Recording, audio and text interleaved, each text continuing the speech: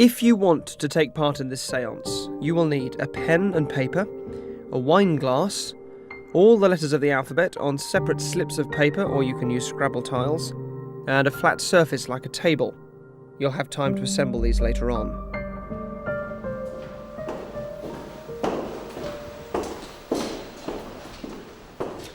Good evening. Tonight we're here at Elton Hall in East London, which until 1983 was used as a training centre for medical students, and since then it's laid abandoned in the middle of a busy street. I would ask you at home to involve yourself in this seance, and I've also invited 12 students from around the country to participate in tonight's events. Now, the 12 students were chosen by placing advertisements around different universities, and there was a particular sort of person that I was after that would most authentically replicate the sort of people that would go to Victorian seances.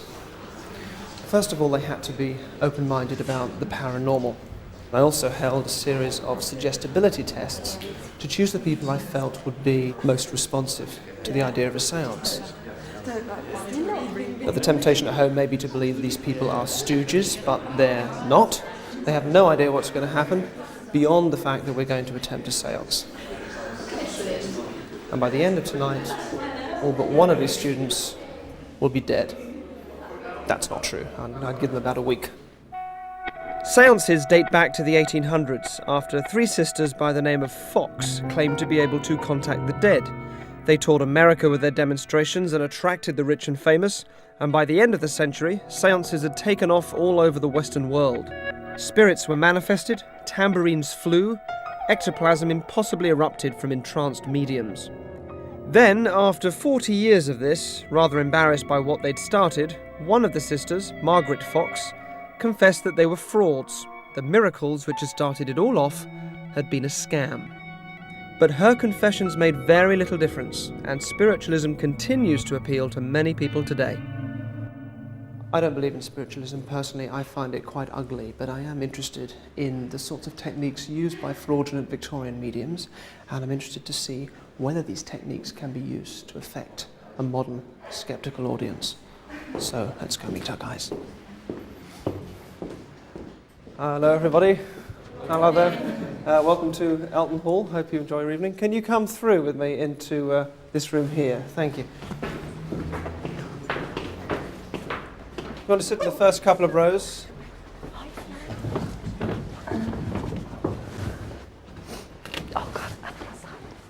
Okay, thank you. All right, so before we start, I just want to try something very quickly with you. What I'd like you all to do is to have in your mind the name of somebody you know who has died, somebody who's passed on, and information about that person. Really have this right in the front of your mind now. What their name was, what they looked like, what interests they had, what their relationship was to you as well. Will you all think of somebody for me? Just sort of do that now. Have that in your head. Great. Okay. And really concentrate on that person. Really have an image of, yep, great, so I can do this with you. All right, thank you. Look at me for a second. So the person that you're thinking of, it's a lady, isn't it? Yeah. And this is somebody who died when they were fairly old, I think. And as you imagine, this is quite a shortish lady. And I think quite large, you sort of remember sort of fairly large glasses when you think back to it. Yeah. And when you think about it, something about flowers, what's that? Yeah. Something, did she collect flowers? She was the owner of a flower shop. She owned a flower shop. That's really interesting. Great. And she, it was your grandmother, yes? Yeah. And her name is Laura or Nora? Noreen? Nora. Yeah, Nora. Nora, excellent. Yeah, thank you. Okay. All right, so what you've just seen there is a fraudulent technique used by mediums in the Victorian times. There's a trick to it in a way, okay? But in your head, you make it convincing, and that's what's important. And a lot of seance really is about this. You know, I am very skeptical about a lot of spiritualism, but I would ask you tonight just to join me in a spirit of open-mindedness and exploration. All right, so let me explain why I've gathered you all here today. On February the 27th, 1974, a tight-knit clique of 12 students gathered in a room downstairs, led by this guy, Nicholas Gadd. Let me just show you that picture. I'm going to show the camera, and I'll pass it around so you can all look at it too. On a given signal from Gadd, who was a particularly charismatic member of the group, they drank between them 8 pints of bleach. It was a suicide pact. And within half an hour they were all dead. That's all of them apart from Gadd, who survived and moved to Australia, and some years later he died in a car crash. Now, since that incident 30 years ago, there have been over 40 reports of paranormal phenomena, hauntings and sightings and so on in this building. Now that may be no more than just coincidence and imagination. Whatever you believe, it's a little disconcerting to be here in the building where these guys lived and died. And as we do this also, I would ask you at home to really make the decision to involve yourself in tonight's experiments. There will be a number on the screen that you can call, and please do call if any strange things happen at home that you want to tell us about. Please do call. All right, so one particularly theatrical item that grew out of the Victorian seance period is the spirit cabinet. That's what this is here. All right, you can see it's fairly simple. The medium would be tied up and restrained inside the cabinet. The curtain would be closed all around. And then bizarre paranormal phenomena would occur inside the cabinet, supposedly outside of the medium's control. For example, a tambourine would move and jangle around, or spirit writing would appear on paper, supposedly from the spirits themselves. And of course, skeptics suggested there was some kind of trickery involved, and very possibly there was. So I'm going to try something tonight that hasn't been done before, and also shouldn't really be done, and that's to put essentially a member of the public in there, rather than me going in there or a medium going in there. Okay, so I'd like to try this, I think, maybe first of all with you, if I can. Is that all right? Would you want to just come around for me and come and stand here?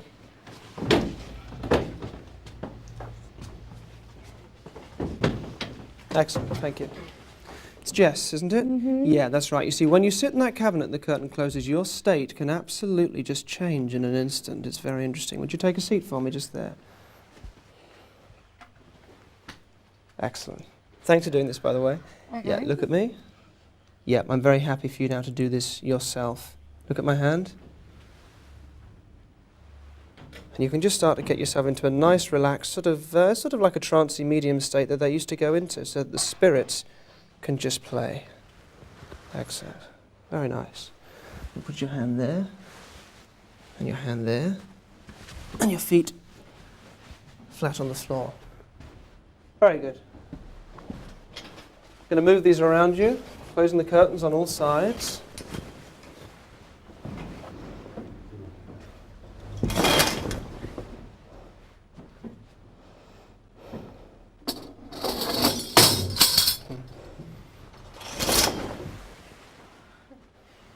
I want you to remain in the state. Just tell me, did you move the tambourine then? No. Did you touch anything? Mm-mm. Did you even move? No. No.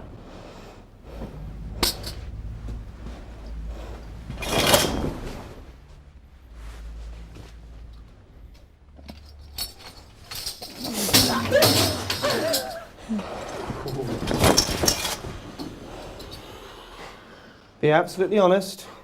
Come back to me first of all. Just open your eyes. Just come back to me. Come back to me. Good, thank you. All right. Did you touch the tambourine? No.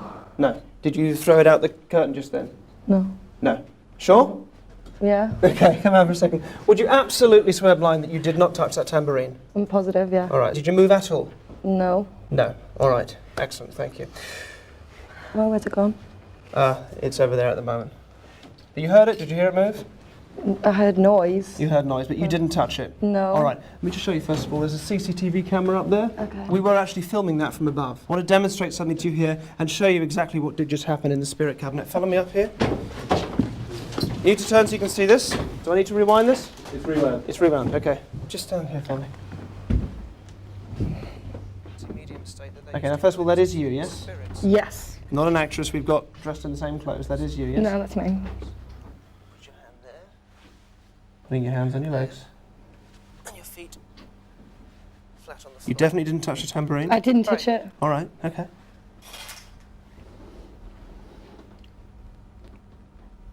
I didn't do that. I didn't do that. That's you, yes? Yeah. I want you to remain. Did you pick it up and throw it out? No.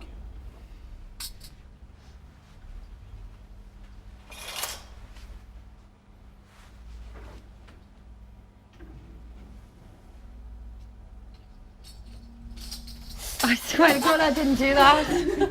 I didn't do that. How does that feel then, watching that? Confusing. But that is definitely you? Uh-huh. Yes? Yeah. But I didn't. Honestly, I didn't touch it. All right, have a seat for a second. It is weird and it is unsettling. It's unsettling because your mind can play this trick on you and make you do things that you've got no awareness of. This is what used to happen in many Victorian seances. The medium would produce phenomena which were fraudulent. But she herself wasn't really a fraud because she had no memory of doing it, she had no awareness of doing it. She absolutely believed they were real. This is called unconscious fraud. And it explains a lot of these things that went on in Victorian seances. Thank you for doing that. I realise that's a bit freaky to see. Yeah. So, do you want to go? Me? Mm-hmm. Yeah, okay. Okay, how'd you go? Cool. Excuse me. Thank you. Take a seat just there for me. Okay. In the spirit cabinet. So first of all, we're going to rule out the possibility of any trickery. I'm going to ask you to keep your eyes open, right? You'll be able to see everything. And I'm also going to rule out the possibility of unconscious fraud by restraining you in the chair. Okay. Okay? Yeah.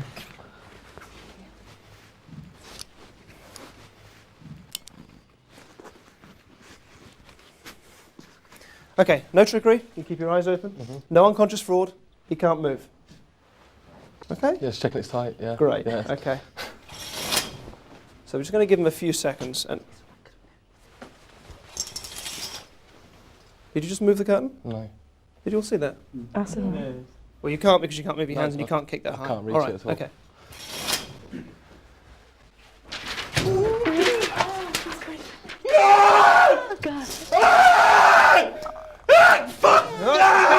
Okay, hang on. You've broken it. What happened? I don't know. I just needed to get out. I don't feel right. That's really weird. Talk me through it. You're shaking. Yeah. I don't know. I was sat there. Yeah? You shut the curtain. Yeah? And I just freaked, man. You all right? Feel. Yeah, no. Feel. Yeah, you should all have a feel. Seriously. You all right? Yeah, I'm all right. Yeah. You broke the restraints. Those are tough luggage straps. That was really, really weird. That built up. I just had to get out. Okay. We're going to take a break and I'll talk to you and make sure that you're okay. Yeah, cheers. All right? Okay, cheers. So there's a number on the screen. I want you to ring the screen if you feel anything untoward is happening at home. For the next part, you're going to need a pen and paper and something to lean on. We're going to take a few minutes break and see you in a bit. Okay, have a seat for a minute. Let me just... So welcome back to Elton Hall, where we're going to continue with the seance. So I'm going to begin by sending one of you to Corridor G, where 10 of the 12 students lived who lost their lives in the suicide pact. And I'm going to get one of you to go and sit alone in one of those rooms in that corridor for the main part of tonight's experiment to report if anything happens from there. Okay, let me show you the rooms. We've got a CCTV camera in all of them. There's also a chair in each of them and a whiteboard and a pen, which are going to be important later on. So whoever goes into that room will be able to see and keep track of, and I'd like that to be you, Sally, if that's okay. All right, great. Come with me. Excellent. They'll give you instructions on how to get there, all right? That's fine, yeah. Okay, so if you go through there, they'll do that for you now. Cheers. Thanks a lot. They're just around the corner. So Sally is essentially going to go and sit in the dark for a bit on her own with a whole set of expectations in her head, and I'm interested to see how that affects her state, whether she starts to imagine a presence or whatever in the room that she's in.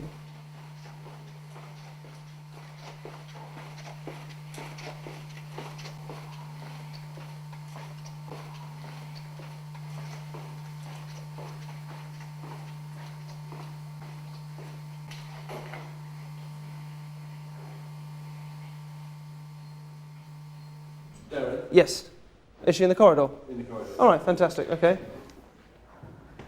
Oh, there she is. Hi, Sally. Can you hear us? Sally, can you hear us? Yeah. You're in the corridor where 10 students lived. 10 out of 12 students who were manipulated and essentially murdered by a charismatic young man under whose spell they fell. In a moment, I'm going to ask you to walk down the corridor. As you do, I'd like you to have a look at the door numbers, just have a look at them all, and then you're going to go and stand in front of one of the doors, all right? And that will be the room that you're going to go into. Yeah. All right? Does that make sense? You're going to go and stand in front of one of the doors. So just start That's walking fine. down for me now. Just have a look at all the doors as you go. Just really get a sense of that corridor. Look at all the doors, the door numbers, get a sense of the corridor, a sense of where you are. And just let one of those draw you to it, either the number or the door itself, or a sense of what the room is like behind it, I don't know, but just let one of them draw you to it.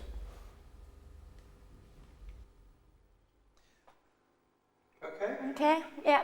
Alright, great.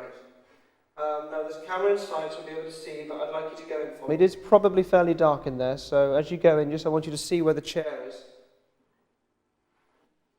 On the chair, there's a few bits and pieces. There's the whiteboard and pen. You'll need to take those off and just put them on the floor. Yeah. Great. Just put those on the floor and take a seat for me. Okay. Now, it's fairly dark in there, but it's not pitch black, is it? The curtains are open, I think. So your eyes will become accustomed to the light in a minute, and you'll be able to see what there is. Now, you're right there for a bit. Yeah, I'm okay. So you're just there to tell us anything that maybe goes on in that room. You're going to keep us posted about what's happening over that side of the building. All right, great. So we're going to come back to you and speak to you in a bit. For now, can we just turn Sally's sound off? Can you hear us now, Sally? Okay, great. Many Victorian mediums claim to be able to tell details about a person's life from photographs of them. And I want to give you guys here and the viewers at home a chance to see what they can sense about our 12 students from photographs of them. Okay, let me show you this.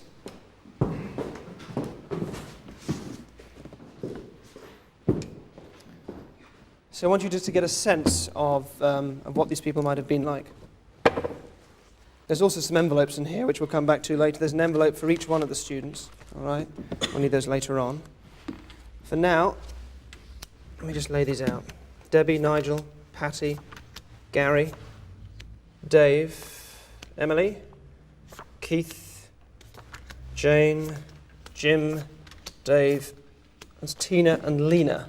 So all of you guys do have a look at them, and also at home as well if you want to get close enough to your TV set so that you can see the names clearly under the photographs too. Come in really close.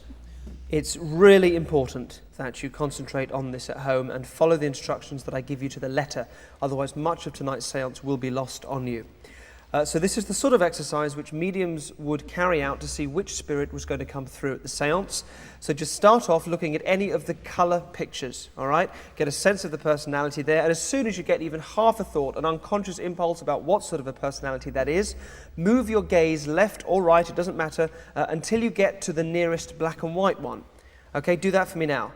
Good. All right, now that's a different sort of picture and a different personality will come through. As soon as you've got anything, a thought, whatever, just move up or down this time until you get to the nearest colour one. However many rows, doesn't matter, to the nearest colour one, and a different personality coming through this time, maybe a hobby or an interest or some sense of a personality. Good. All right, immediately now go diagonally until you get to the nearest black and white photograph. Now this is supposed to be confusing, but do this for me now.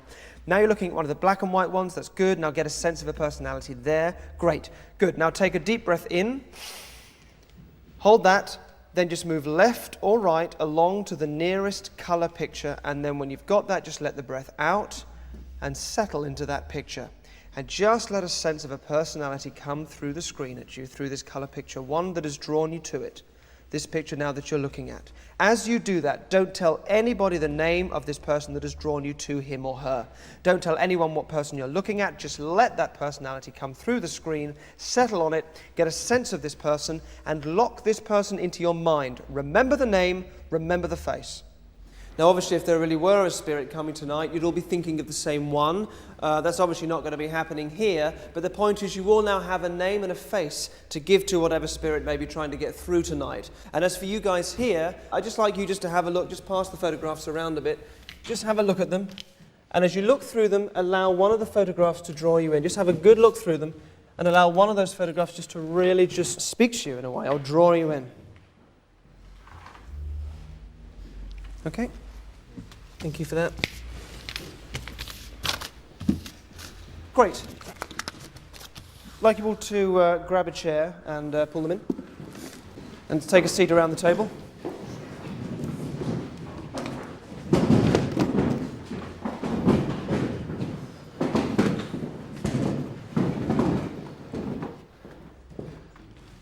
Okay, so now we're going to try something called automatic writing.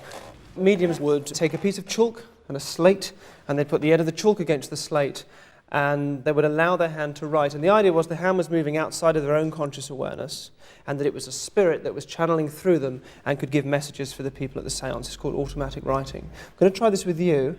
I'm also going to try it with Sally in the room, but I'm going to cover Sally up so that what she does in the room doesn't influence what we do here, all right?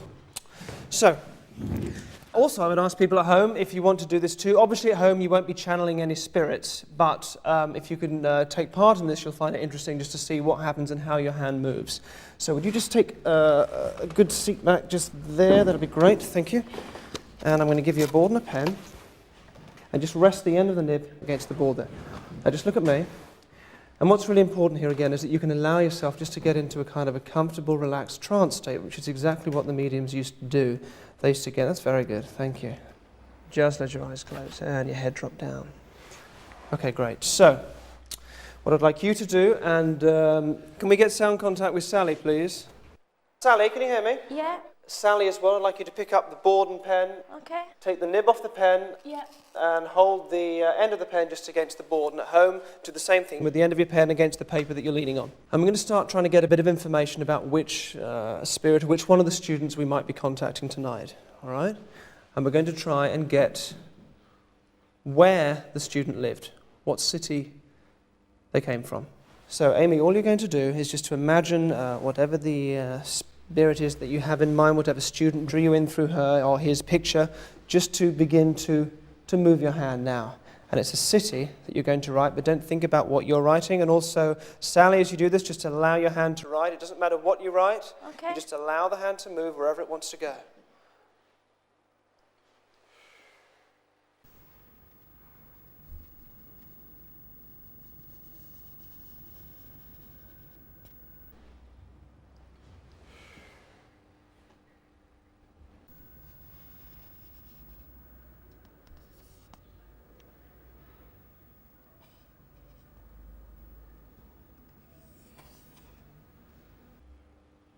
Okay. Can the camera come in and see this, please, Jono?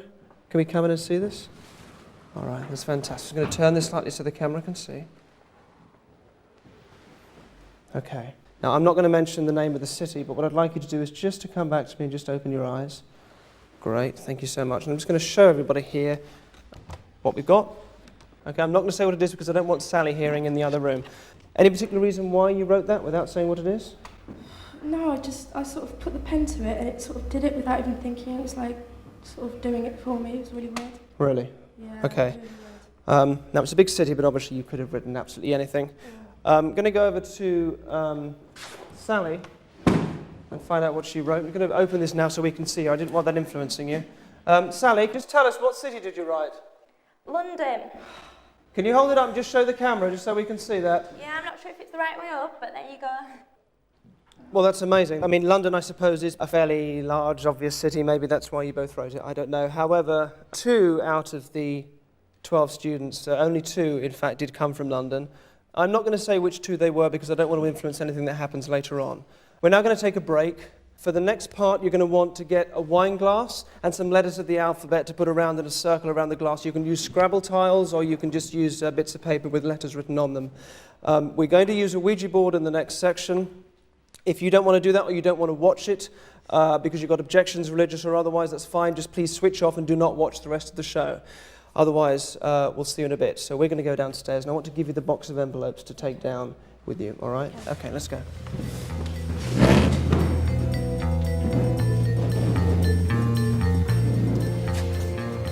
There you go. Thanks.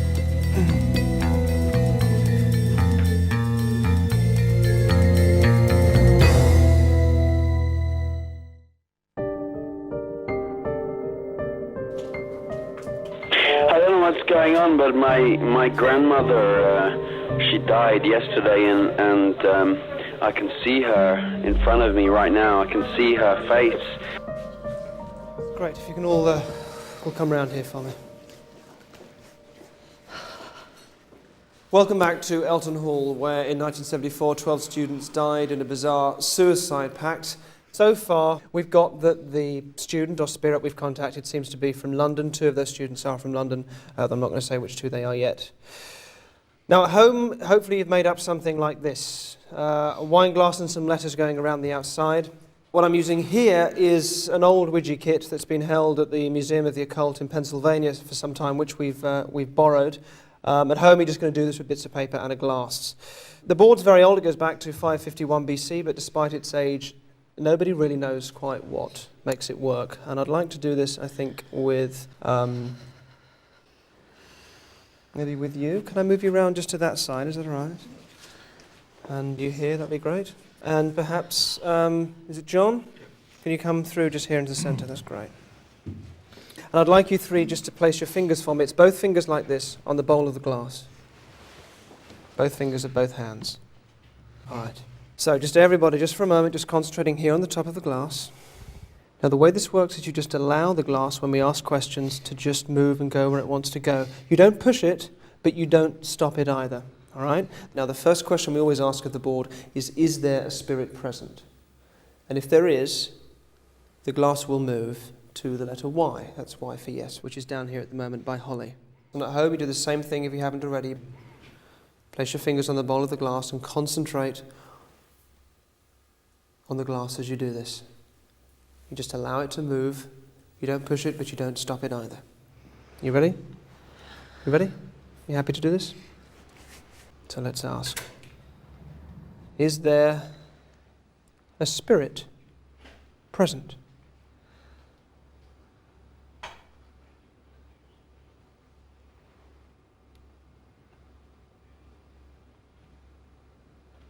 That's okay, we can just wait. And at home as well, you may find this takes a while before it starts to move. It's focusing on the top of the glass. Okay, let's just stop there for a second and remove your fingers from the glass. Okay, that's fine. Let me just maybe move a couple of you around. So, do you want to go around there, Amy? Okay. Let me change you for Clayton. Clayton, can you come here? Thank you. It's really important that you absolutely focus on the glass. Take a deep breath in and out. Is there a spirit present? Whoa.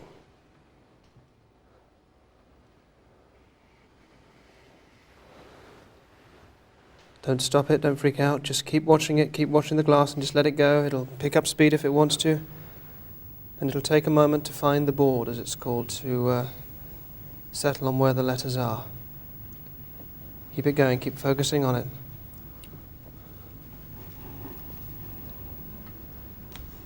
It'll take a moment to do this. Doing brilliantly, just let it go to the letter it wants to.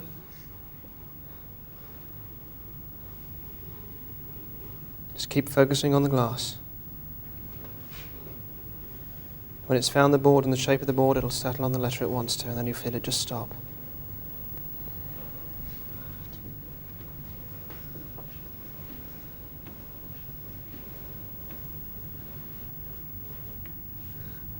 Stopped? Yeah, okay. Let go for a second. You all right? You done anything like that before? No. No. All right. But the skeptics say they're just pushing the glass around. Were you pushing the glass? No. No? No way. Were you pushing it, Clayton? You weren't pushing No, it. but No, we neither of seem you were. to. All right. And also I want to point out there's nothing on the glass, nothing that makes it move. Have a look. Hang on to that for a second. Have a look under this. It's just a bit of plywood. The letters are stuck down, but it is just a bit of plywood. There really is nothing on there. All right. You happy with that? All right. Fingers back on the glass. We'll do it again. Okay. So now we're going to ask the spirit its name. You all right? Carry on. Yeah. Okay. Fingers back on there. Here's what I want you all to do. And at home, I want you to do the same thing. You put your fingers on the glass. All of you have in mind the name of one of the students that drew you to it through the pictures, all right? So what I need you all to do for me is to think of the name of the student that you have in mind. If there really were a spirit trying to get through here, we would all be thinking of the same name because that picture would have drawn us all to it. That's probably not going to happen, but just concentrate on the name that you have in mind and we'll just let whatever comes through happen. Spirit,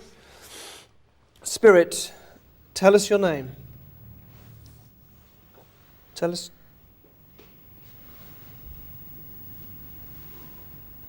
Now you might also find this starts to get quite fast, all right? And it can be a little odd. Okay, that's a letter, that's a J, all right? Let's just let it keep going. You might find it picks up speed, that it starts to get a bit brutal. That's fine, you just keep going with it, don't let it freak you out. A. You okay? N. It's Jane. Whoa! Okay, all right. Okay, let's take a second. So, the name Jane was spelt. What was that like? What was that like? What did that feel like? Well, it's what I was thinking of. It's exactly what my It's the name that I was thinking of. That was your picture. You're all right. You're okay. It's okay. All right. So, you were. You were. Yeah, I was confused. You were. All, it was Jane's photograph that drew you to it. All of you? Yeah. Not you. I didn't know. Me neither. Who did you have? I had Patty. Patty. I had Tina. Tina. Anybody else? Jane. Jane. All right. Okay. All right. Okay. That's 10 of you who had Jane. All right. Out of 12. But we shouldn't get too carried away with this because there are also potentially 1 million, 2 million people doing this and joining in at home. And obviously we don't know what picture drew them in and we don't know what they began to spell out on the board. So we're only 10 people out of a much larger number. So we mustn't get carried away, although it does seem mathematically quite extraordinary. And I think Jane was one of... Yeah, can you have a look in there? Get Jane's... they've each got an envelope. Just go through, find Jane's envelope for me.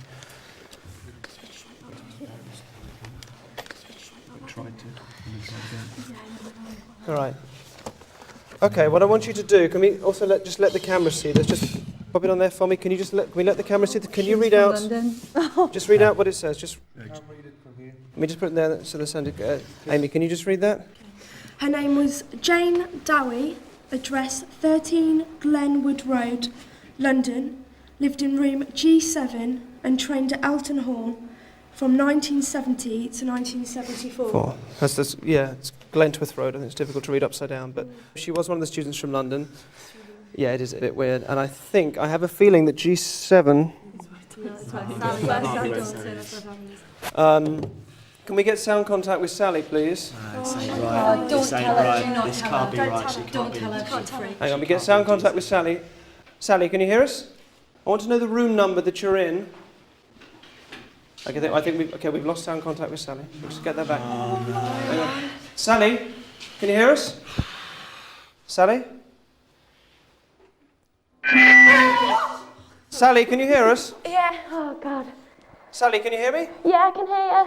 Yes? Yeah. Can you just tell us, because we didn't see earlier on, can you remember the number of the room that you're in at the moment? Number 7. Oh, God. All right, okay, that's not right. All right, okay, listen, Sally, it turns out I think you're actually in the room number that the student that we've contacted, Jane, it was her room, all right? It was her room. All right, so we're going to come and get you. We're going to come and take you out now. Oh, thank God for that. All right? Are you okay? No, don't. What's... Darren? Yes? Please, just let me Yeah, out. we're coming to get you now. Someone's coming to get you now. Are you all right? Darren, it's noisy. Oh. Pardon? Will you just come quick? Yeah. We're coming to get you right now. Someone's on their way. Darren, All right? just don't let anything happen to me. Nothing's going to happen. You're fine. They're coming to get you now. Stand by the door, okay? Yeah, you stand by the door. We'll be there just 1 second. Someone's coming to get you right out. Just be quick, please don't. Okay, we're going to take a break. Sally's just been taken out of the room now. We're going to take a break for the next part. It's going to happen in pitch black. At home, you may wish to turn the lights out in your own room. I need you just to fold it out and put it in your pocket. We'll need Jane's envelope in the other room. Okay, you all right? Yeah. Okay, let's go.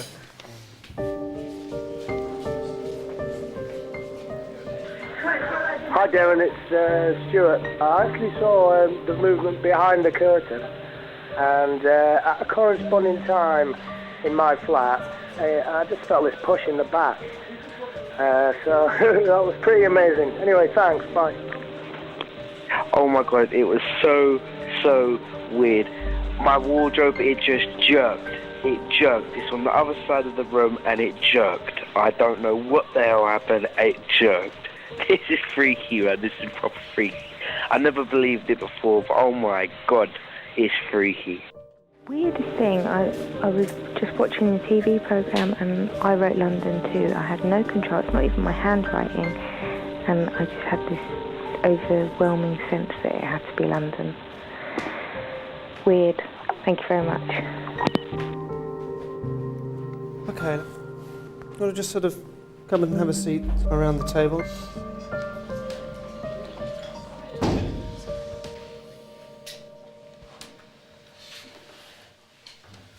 Okay, and at home as well, if you haven't already, you need to turn the lights out in your room so that you are doing this in the dark as well. Okay, Sally, you're back with us. How are you doing? I'm so grateful to you guys. I'm going to talk to you at the end and make sure you know that you're all fine and so on and that everything's good. Okay, so a spirit would always announce its arrival at a seance by causing a bell to ring. Okay, and this is a spirit bell. You can see it's just a metal frame with a little bell on the top there. The cup here is actually an athletics prize that we tracked down for the year that the suicides took place. The idea is that you use objects which will be familiar to the spirits or somehow from the same period. The ball is actually a seance ball. The idea is it's fairly light and sort of easy for the spirits to affect. Okay? You can see they're all daubed with luminous paint. This is so that you can see them in the dark. So now one of you has to be a medium for the purposes of the seance. It's not going to be me, but I will help you and guide you through it. So I'm going to choose one of you at random, and I've got 11 cards here for you. Sally, I don't think you should get through this. So I'm going to draw a cross on one of them, mix these up, and basically just ask you each just to take one. Don't look at them yet, but whoever's got the cross will be the medium, all right? So if you just sort of spread them out a bit on the table, and just pull them over to you, but don't look at them yet. Now, obviously none of you is a medium nor has trained to be one, but whoever holds the cross at the moment will absolutely become an effective medium for this seance. That means you will be able to channel the spirit of Jane, and when I talk to you, you'll be able to answer me as Jane and absolutely be her. Okay, so just all turn over your cards. Who's got the cross? Holly, can you just show the camera just so... Great. Thank you. All right. So, Holly, basically, Jane will be able to come through you. I'll talk you through it, and then at a certain point I will say, Jane, are you there? Jane, can I speak to you? And at that point, you're just going to let her come through. You happy doing that? Yep? I think so. Okay, all right. This is the time for the camera crew to leave, so I'd like you guys to go, which will leave just us alone in the room with remote control cameras, night vision cameras that are around the room, all right? Okay, thank you. Okay, I'm going to ask you all to join hands with the people on either side of you, so do that now. Okay. Everybody just take a deep breath in and out. And in. You're breathing at the same rate and speed as each person on either side of you. Not only that, but you're breathing in unison with everybody in the circle. You must now keep this circle unbroken. You keep tight hold of the person on either side of you. Whatever you do, you keep the circle unbroken. And Holly, as we do this, I want you just to begin to allow Jane's presence to just form. You'll be able to do this brilliantly, and you just let that start to come to the surface now and just feel that in there.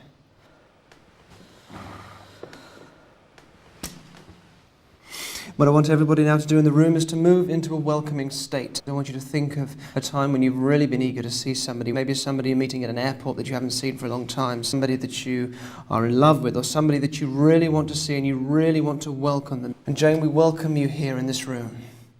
The 13 of us welcome you here. Everybody now, again, just focusing on the breathing as well, with your eyes open, breathing in. And then letting it out. And in. And out. And Jane, now as we sit here in this room, we welcome you here. We make this a place of welcoming for you. Holly, I would like you to say to Jane now that she is welcome to be here in the room. Will you say that for me? Jane, you're welcome to be here in the room. That's right. Absolutely welcome. Just here in the room, Jane. I want you to feel comfortable. And I want you to make your presence felt by moving the cup for us. Holly, I want you to ask Jane to show her presence by moving the cup. Jane, show your presence by moving the cup. Just be present here in the room, Jane. Be here amongst us. Be welcome here. And just moving the cup, Jane, just to let us know that you're here and feel welcome in the room. Okay, we're going to turn our attention to the ball instead. Everybody focusing on the ball. Jane, just allow your presence now to be felt just by moving the ball for us so we can see that you're here. Holly, ask Jane to show us that she's here by moving the ball to let us know that she's here. Jane, move the ball to let us know that you are here. That's right. As we welcome Jane into the room. Just allowing that presence to be here. Okay. Let's turn our attention back to the card. Okay. All right. Okay. Keep the circle. Keep the circle unbroken. Keep the circle unbroken. Keep the circle unbroken. See the ball moving. Oh my God. Keep the circle unbroken. Keep the circle unbroken. Oh my God. Keep the circle unbroken. Keep the circle unbroken.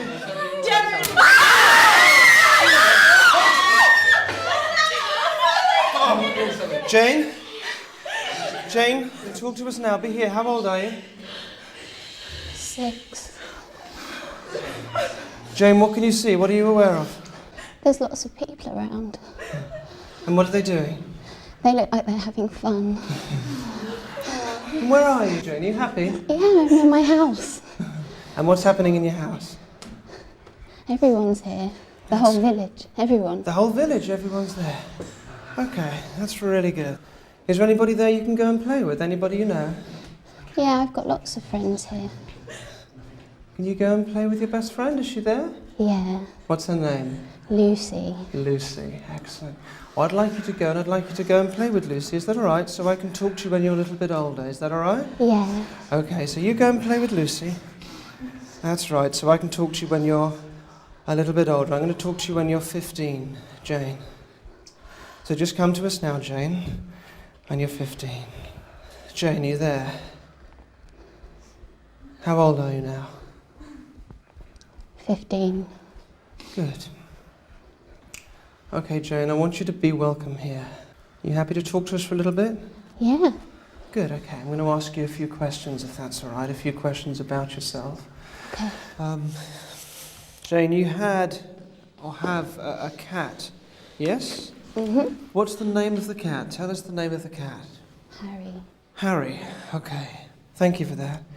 And everybody, just breathing and just focusing, that's great. And it's just being a nice, welcoming place. That's good. And Jane, there's a train ride. You used to go and see your grandmother on the train. Uh-huh. That's right. Because she wasn't well, was she? No, she was really poorly. Okay. Can you tell us where that was? Where did you go on the train? London. To London. Okay. What does your father do for a living, Jane? He's a builder. A builder? Yeah. Okay, excellent. Thank you. I think, Jane, I'm going to ask you to leave us now. Thank you for being here and being comfortable with us and comfortable to talk to us, okay? So I'm going to let you go now. Is that all right? That's fine. Thank you, Jane. You can go now. Go now, Jane. Thank you.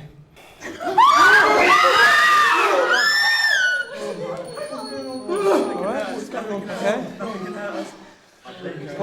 What happened? I'm going to light the candle. Keep the circle. I'm going to just unbreak the circle here, and I'm going to light the candle. Are you okay, Richard? I'm here. Everybody all right? Hang on, hang on. Nothing can hurt us.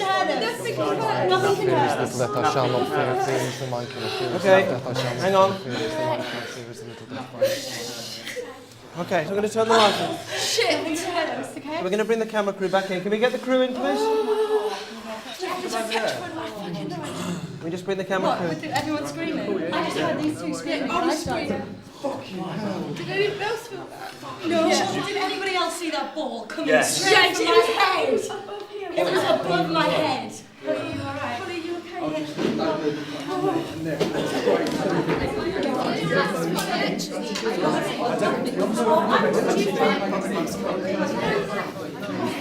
Okay, I want to ask you individually things about what you were feeling, all right? Because it's really important as well that we know that. So, Holly, what were you just saying? I could tell there was movement in the darkness. There was something moving round in front of me, and it was like it was bouncing off these two and coming back into me. And what about because I asked you some questions, or asked Jane some questions through you, as it were, during that. Those answers that you were giving, I mean, where were they coming from as far as you were concerned? No idea. No idea, okay. You can remember the answers that you gave? Yeah. You mentioned a cat called Harry, a train ride to London, although we had the only address we had for her was a London address, but I think when she was younger, she didn't live in London, she lived elsewhere Didn't I say village somewhere? Yeah, I think it was somewhere around Manchester, I think. I think we did have the details on that. But the address of when she was older, when she was... why are you smiling? Because earlier when you were doing the board, and we were all talking about what city we would have put, and I said Manchester. She's the only one who said Manchester. Really? Yeah. That is so weird. Okay. And you mentioned that the father was a builder. All right, but it's really important that I ascertain those answers were... They didn't relate to anything anyone of me had said to you earlier on, or anything you'd done earlier on. There was no prepping. You had no idea what you were going to say. It was just completely from her, obviously. So you know Holly a bit. What was that like, knowing her and being next to her and feeling that? It wasn't even her voice. Yeah. And it was just like, it was just so strange, and she was like rocking, and it just wasn't her, and that was what scared me the most. It just wasn't her at all. All right. Jess, you've got an envelope. This is Jane's envelope. Let me just explain about this. If you open it up, there's a couple of things in there. I want you to take out what's inside. I'll explain what we did. We got a friend or relative, somebody that was still alive, of each of the students to just write us a little thing about what sort of a person they were, just a couple of paragraphs about that. There's also for each one, the disc here is a disc that we had made of, which we had transferred of some home movie footage as well that we were able to get. We got something personal for each one of them too. And I think in this case it was Jane's brother that did this for us. Holly, I was going to ask you to put the disc into the DVD player behind you.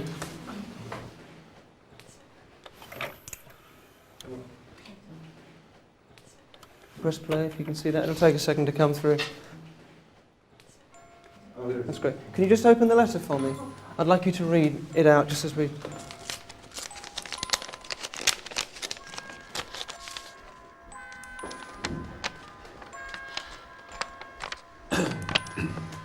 Dear Derren, Jane was an incredibly affectionate and loving sister, as well as being intelligent. I could talk to her about anything. I miss her greatly after her tragic death. Although she never fulfilled her ambition of qualifying for a nurse, her training could not have been better timed, as Jane often used to catch a train to London to tend to her grandmother during her illness. It was in her nature to be caring when she was younger. She pretended that Harry, her cat, was ill, so that she could look after him. Our dad, until his early retirement, he worked as a builder, and he was also extremely proud of her. With thanks, Mark Dowie. Thanks for reading that out.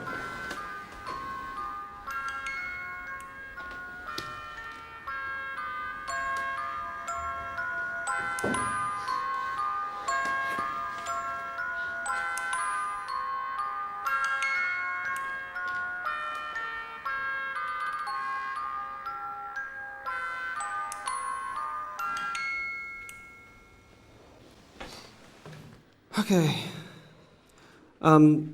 That's it. All right, we're not going to do anything else. And I really want to thank you for doing this. It's been quite a ride. And I hope you sort of look back on this as something quite exhilarating. It was, for me, it was a psychological experiment. That's what I do, and you know that. And I knew when you were looking at the photographs and the way that I arranged the photographs and the instructions that I gave you, I knew that most of you, if not all of you, but most of you would be drawn to Jane, and I knew that that one seed would be planted. And I knew that from that you would create a seance around you. And the Ouija board is a really interesting phenomenon. It works by something called idiomotor suggestion. You do actually push the glass yourself, you just have no awareness of doing it. And we've got a room upstairs with some pizza and drinks and thing in it, so we'll go up there and I'll just talk to you a bit more about it all and make sure you're all absolutely okay. Sally, you've been astounding, and thank you for that, and Holly, thank you for being just great with that. Okay, before you go, there's something I'd like to show you. I need to show you something. Just stay there for a second for me.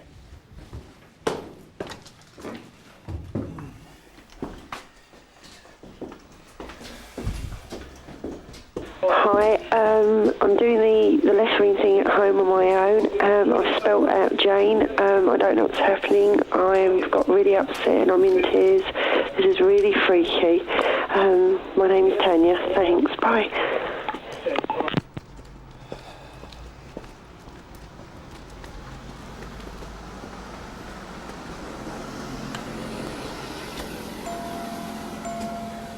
Hiya. Hiya. Hello. How you doing? Excellent, cool. All right, okay, I'm gonna take you in. Are you cold enough? Yeah. Yeah, it's freezing, isn't it? Let's go in and meet the guys.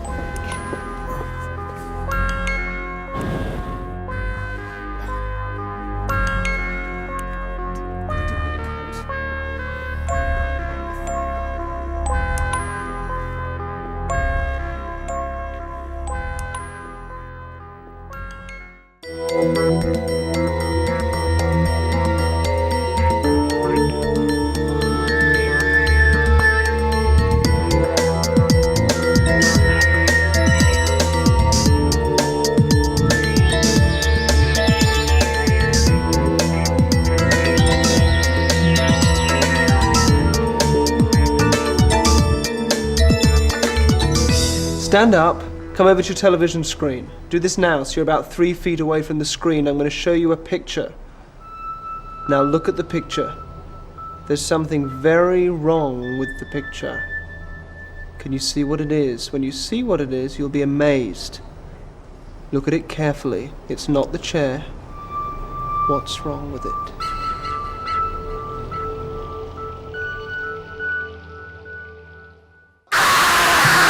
The House of Detention was London's busiest prison until it closed in 1877. How did Hannibal Lecter talk his cell neighbour into swallowing his own tongue? It's an absorbing premise for those of us who grew up plotting to be a criminal mastermind.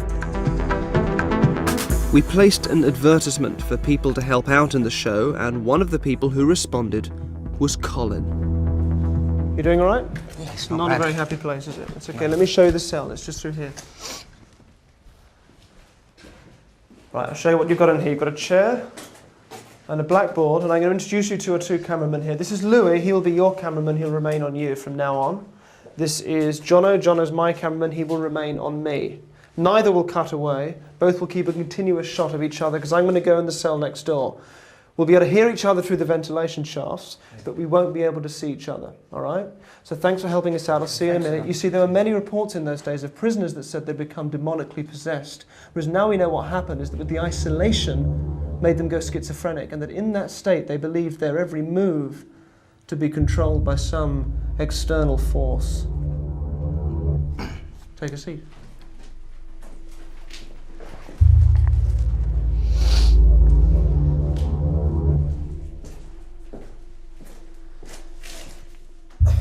Can you hear me, Colin? Yes, I can hear you, Derren. Good.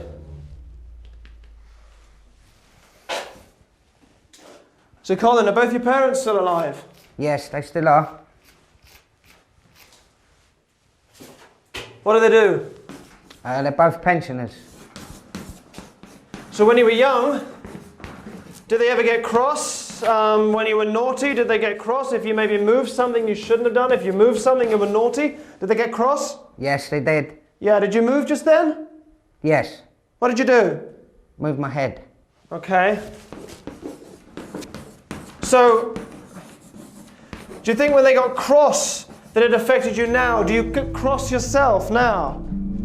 Sometimes I do, yes. Right, did you move just then? Yes. What did you do? Cross my arms. Good. Sounds like you're very close to your parents, which is very touching to hear. That's good. Did you move just then? No. Okay. I guess there was a time, maybe when you're 18, 19, you start to sort of form your own life for yourself. You go back and see your parents, they still treat you a bit like a kid sometimes. That happens. I wonder if that made you uncomfortable. Sometimes. When you felt yourself sliding back. Yeah, sometimes I did. Yeah, did you move then? Yes. What did you do? Move my legs. Okay. Colin, I want you to stand up. Go over to the blackboard, pick up a piece of chalk.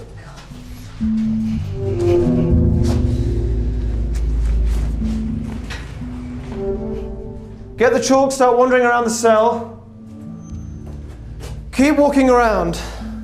And at some point, I want you to go and put your forefinger on any point, on any wall of the cell. Do that whenever you're ready. Walk around and around, and then go put your finger somewhere on one of the walls. Do that now. Tell me when you're done.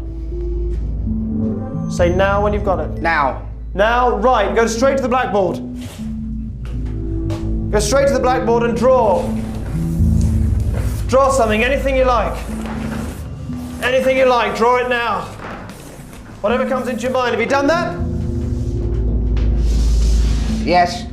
Good, come out of the cell.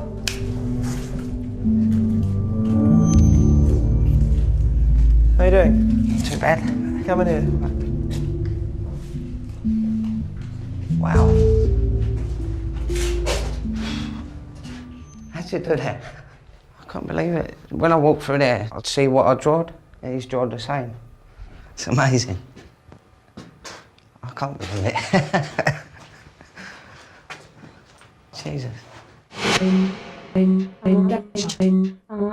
Every day when you leave your home, you give away more than you could ever imagine about who you are and what you do.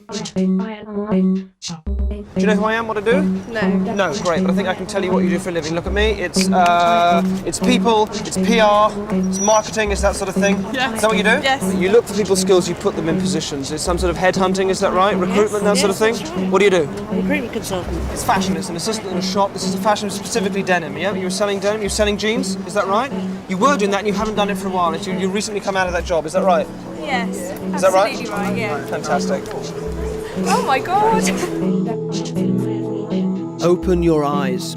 Take this guy, his walk, the gum chewing, the long coat. He's confident, streetwise detached. He's protective of his girlfriend, so he's aware of the danger around him. His hair tells me he's not in the forces, so I'd say he's a journalist. Workmates. The woman on the left, she's wearing nighttime gear at lunchtime but has conservative hair and makeup, so it's only a work outfit. The rose means she's gregarious, so these two work in the PR end of high street fashion.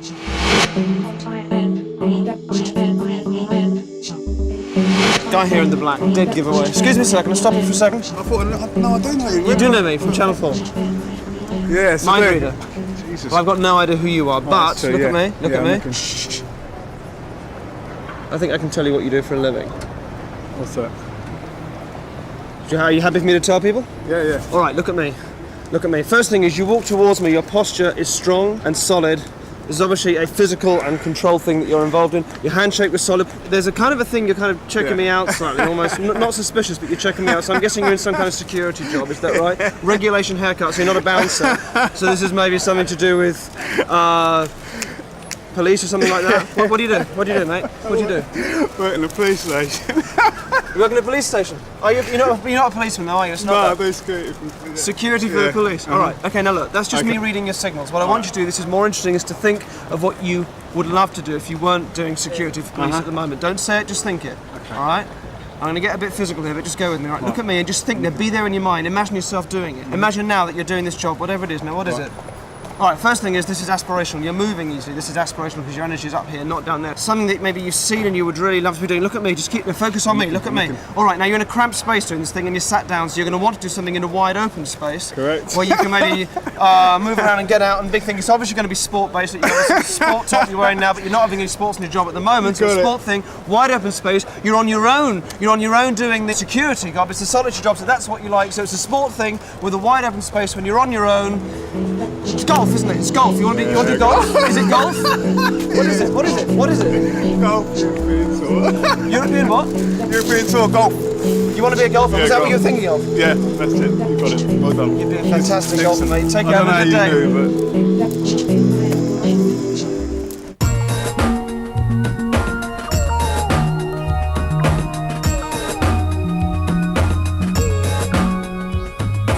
The 1-inch punch is a martial arts technique of focusing your entire energy into the fist, and then by punching from a very short distance, you can knock your opponent flat.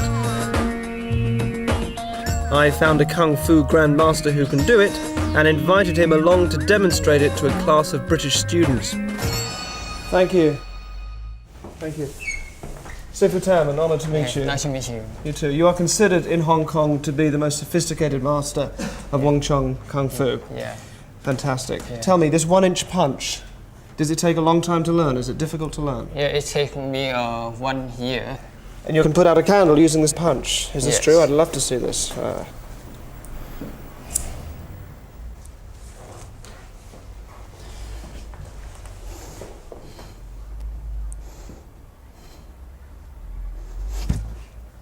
That's outstanding. And you're going to try the same punch on Dennis here. You've volunteered to be hit. I will stand back.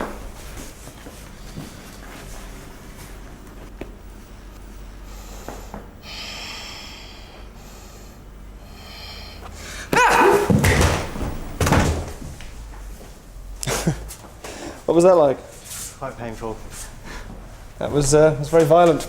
Thank you very much. I want to show you something I do which is similar, but it's non-physical. It's a little easier on the knuckles. Yeah. It just uses the mind. Could you choose a student for us to use here? This man. Guy on the end. What's your name? Archie. Archie, thank you for volunteering. Come stand here.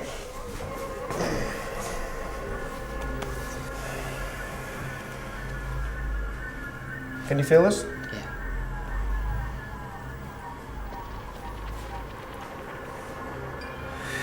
Can you feel this?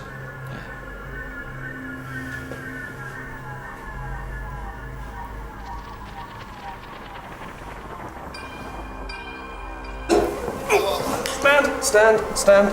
Look at me. Breathe in. Out. Okay? It's just in your mind. Can we do this one more time? Oh, I can't. Yeah? Yeah. Yeah? All right. Okay. This time I will stand behind you, so you won't be able to see me. So you won't know when I'm doing it. Would you hold that for me? Thank you.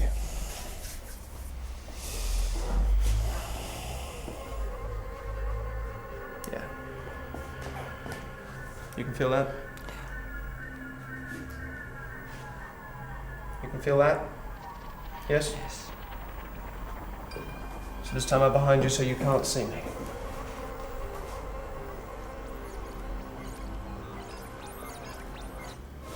Oh! You're right. Stand, that's it. Won't do any more, look at me. You alright? Yeah. It's just in your mind, you're okay now? Thank When you the very punch much. landed, it just knocked me back. I couldn't see it, but I still felt it. And even though it was behind me, I didn't know what else to do. I just felt that impact. It's quite shocking.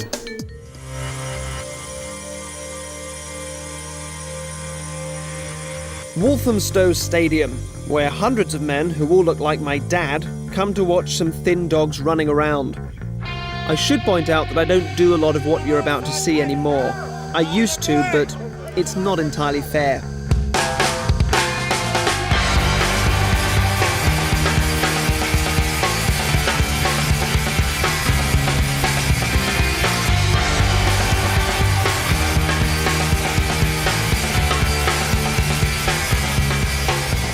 So number 6 has not won. No, it hasn't won. So you shouldn't get anything on this at all. No, it's worthless. This is worthless. Absolutely worthless. All right, give me 1 minute. I'll be straight back.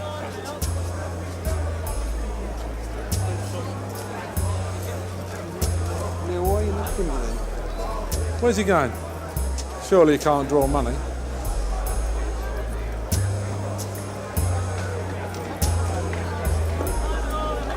Don't believe it. I don't. I don't believe it. All right. As much as that. Do you want to know how it's done? Yeah, tell me. That's just the start. That's only £2. That's just the start. I'll show you how it works. Just follow me. Okay. All right? Put your hand on your head. Put your hand on your chest. Put your hand on your wrist. Excellent. Now that's your elbow, not your wrist, all right? But the point is, you follow what I say. You take my lead, all right? Okay. It's just a control game, all right? That's all I'm doing here, just at a much more advanced level, all right? Yeah. Now here's what I want you to do. We'll do a couple more races. Yeah. Each time, you bet on the dog you're sure is going to lose. Okay, no problem. All right? But as much as you like. Have you got a...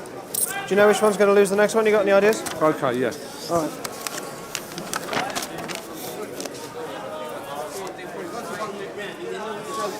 I'm looking at this. I haven't Track got, 2 I haven't will got a lose. clue. Track number 2 will lose. Yeah. How much are you going to put in it? Trust me on it, all right? £10, go on. 10 quid. Yeah. Fantastic. 10 quid on number 2 to win, all right? To win.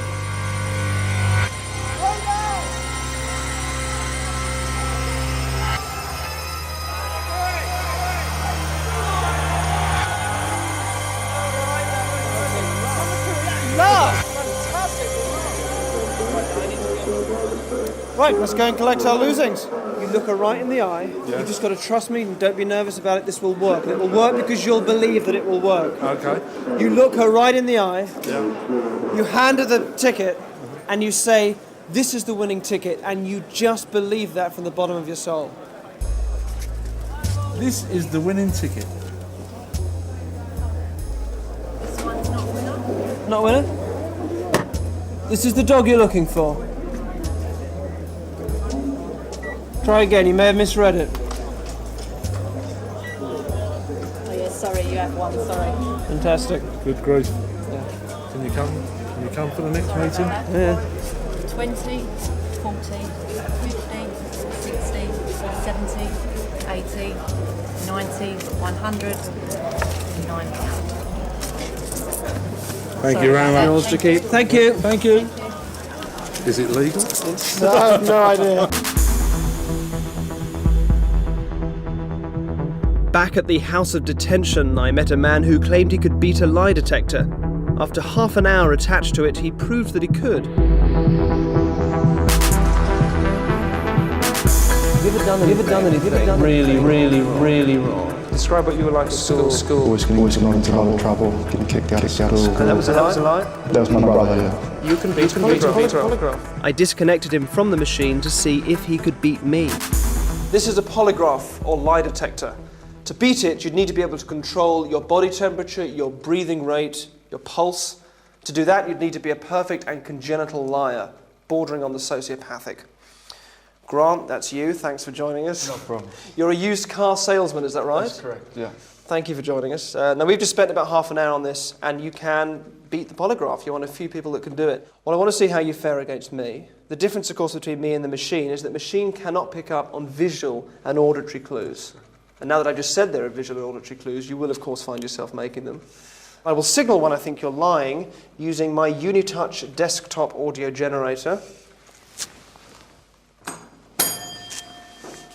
which is there. Okay. So, relax, get comfy. Don't feel at all self-conscious. And I'll ask you a couple of questions I know the answer to first. What's your Christian name? Grant. Very good. And where are we at the moment? We're in the detention centre. Very good indeed. All right. So you can lie or tell the truth now to these questions. Okay.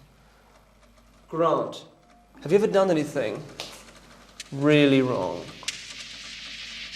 Yes. Good. What's the worst thing you've done? You can tell me. When I was younger, I set a car alight. You set a car alight when you were young? Yeah, no. What's the worst thing you've done? Just tell me how old you were.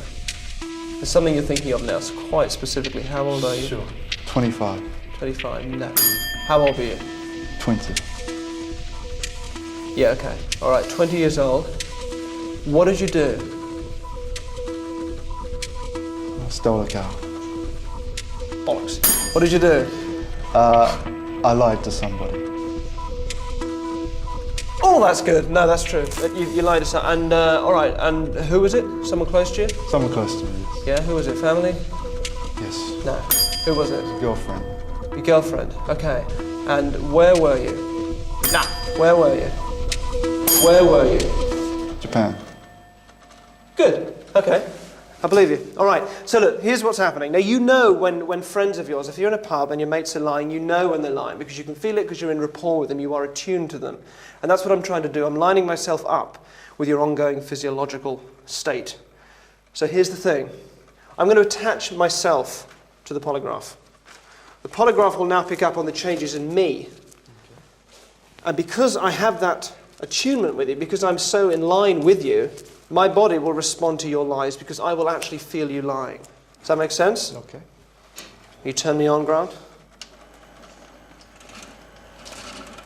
Okay. Grant, I'm going to ask you 4 times in a row what your mother's maiden name is. Okay. Each time you only think the answer, you say nothing out loud. Mm-hmm. But here's the thing. You think the correct answer 3 times, and you think a lie once. Yeah. When you lie is up to you. Okay. So say nothing out loud. Grant, what's your mother's maiden name?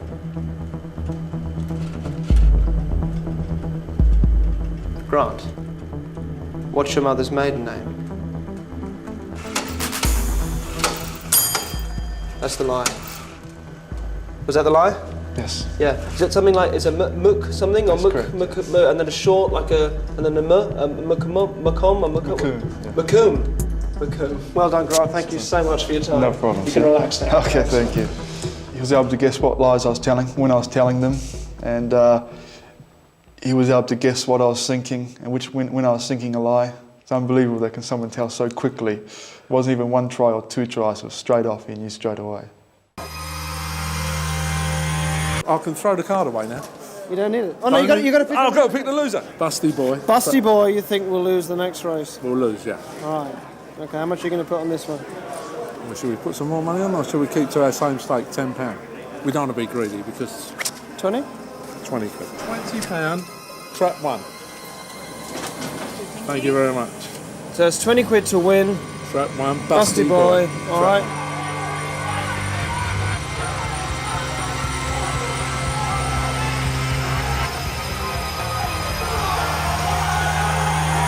Busty boy came last. Yeah.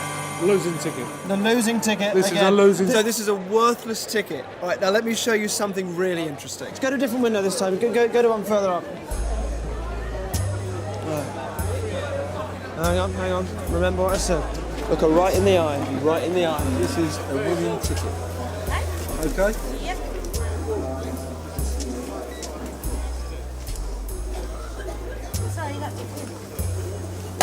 This is the dog you're looking for. That's why we came to this window.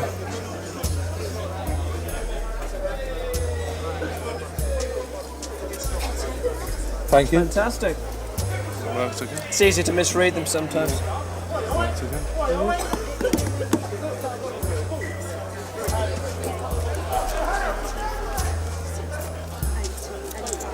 Can I just check something with you? It says there that mistakes can't be rectified after we've left the window. Yeah. Can I just ask you, which dog won again on that one? What was the number? The correct number for the dog that won? Number 4. 4, great. Right, so the ticket I just gave you was number 1, which you've just paid out on winning. What are you doing there? What's just happened?